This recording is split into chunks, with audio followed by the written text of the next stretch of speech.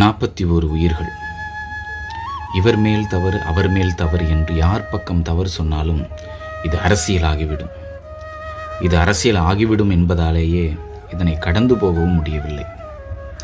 இது ஏதோ எதிர்பார்க்காமல் நடந்த விபத்து அல்ல.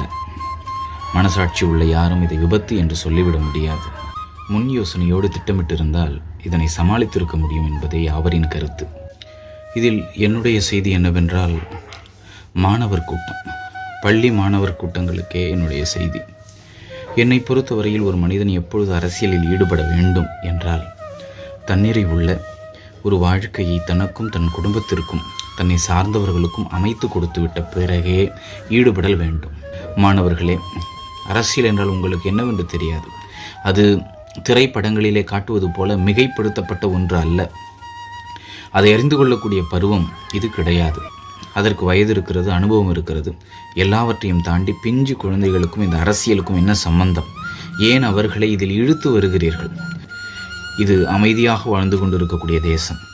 இதில் அறிவு சார்ந்த அரசியல் மட்டுமே செயல்படல் வேண்டும். அறிவு சார்ந்த அரசியலின் அடிப்படை எதுவென்றால், ஒரு அரசியல் கட்சி தன்னுடைய தொண்டனுக்கு சுயமரியாதையை கற்றுக் கொடுக்க வேண்டும். சுயமரியாதை என்பது ஏதோ திராவிட அரசியல் கற்றுத்தந்த ஒன்று என்று நினைக்க வேண்டாம். தமிழர் மானம் என்ற வார்த்தையினுடைய நீட்சிதான் அது. யாரோ ஒரு தலைவன் பேசுகிறான் என்பதற்காக அவனை சூழ்ந்து மணிகணக்காக நின்று வேர்த்து விறுவிறுத்து அவனுக்காக காத்திருந்து அந்த பேச்சை கேட்க வேண்டும், அவன் முகத்தை பார்க்க வேண்டும்னு எந்த அவசியமும் கிடையாது. அது சுயமரியாதைக்கு இழுக்கு.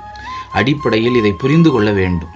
அது என்ன உரிமைக்கான போராட்டமா? களத்தில் நின்று போராடுவதற்கு வீட்டில் அமர்ந்து அமைதியாக பார்க்க வேண்டிய ஒரு நிகழ்ச்சி. முதலில் எல்லா அரசியல்வாதிகளும் ஆட்டு மந்தைகள் போல் தொண்டர்களை இழுத்து வருவதை நிறுத்துங்கள்.